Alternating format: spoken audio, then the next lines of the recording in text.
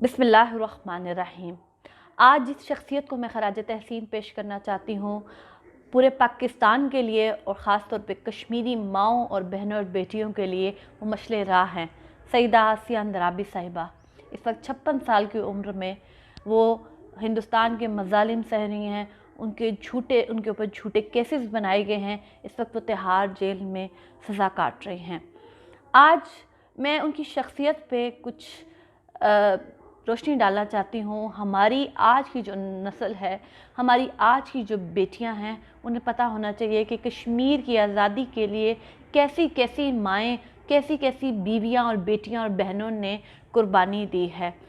सईदा आसिया अंद्राबी साहिबा दुख्तराने मिल्लत कश्मीर की सरबराह हैं और 1990 में इस तहरीक पे पाबंदी लगा दी गई हिंदुस्तान की तरफ से और 1993 में उनके ऊपर झूठे मुकदमात बनाए गए और पहली मरतबा उनको गिरफ़्तार किया गया उनके 7 महीने के बेटे जिसका नाम मोहम्मद है और उनके शोहर डॉक्टर कासिम फख्तू के साथ।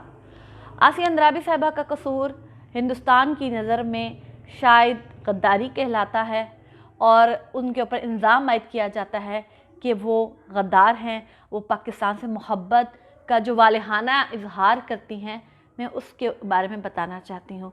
एक तकरीब में 150 ख़वातीन के साथ मिलके पाकिस्तान का तराना पढ़ने वाली सईदा आसिया अंद्राबी साहिबा पाकिस्तान से मोहब्बत का इजहार इन अल्फाज में करती हैं जब वो पाकिस्तान का कौमी तराना पढ़ती हैं। पाक सरज़मीन शाद बात कीश्वरे हसीन शाद बात।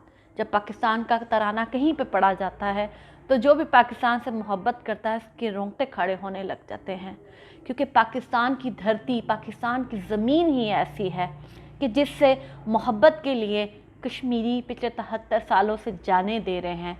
कश्मीर का बच्चा बच्चा पाकिस्तानियों से ज़्यादा बड़ा पाकिस्तानी है और सईदा आसिया अंद्राबी साहिबा अपनी मोहब्बत का इजहार पाकिस्तान से करते हुए आज उनके ऊपर गद्दारी केसेस चलाए गए हैं।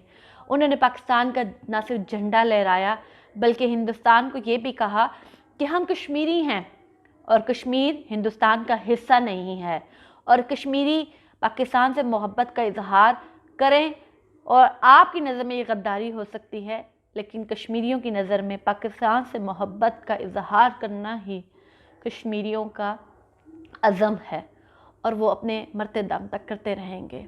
ये थी आसिया अंद्राबी साहिबा, जिनका 7 महीने का बच्चा उनके सामने बिलखता रहा, तड़पता रहा जब उनको अरेस्ट कर लिया गया, लेकिन उन्होंने अपने बच्चे की तड़प को नज़रअंदाज करते हुए सिर्फ ये सोचा कि मैं अपने वतन के साथ और पाकिस्तान के साथ कभी गद्दारी नहीं करूँगी, अपने आखिरी सांस तक मोहब्बत करूँगी।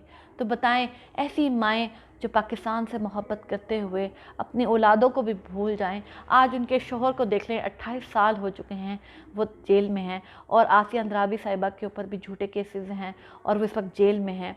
तो बताएं कि ऐसी माएँ जो अपने खून का आखिरी कतरा कश्मीर के लिए बहा रही हों, अपनी पूरी पूरी ज़िंदगियाँ उन्होंने जेलों में गुजार दी हों, तो आज हम क्यों ना उनको खराज तहसीन पेश करें।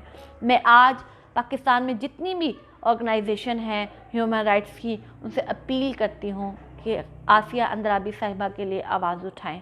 याद रखिएगा, ऐसी माएँ अल्लाह ताला दुनिया में बहुत कम भेजता है जो अपने खून का आखिरी कतरा जो है वो अपनी सरज़मीन के लिए बहाती हैं। पाकिस्तान से मोहब्बत की सज़ा वो भुगत रहे हैं। कश्मीर बनेगा पाकिस्तान और पाकिस्तान से रिश्ता क्या, ला इलाहा इल्लल्लाह। पाकिस्तान हमारा है और हम पाकिस्तानी हैं। सिर्फ इस बात की सज़ा उन्हें दी जा रही है और उनके ऊपर झूठे मुकदमात बनाए गए हैं।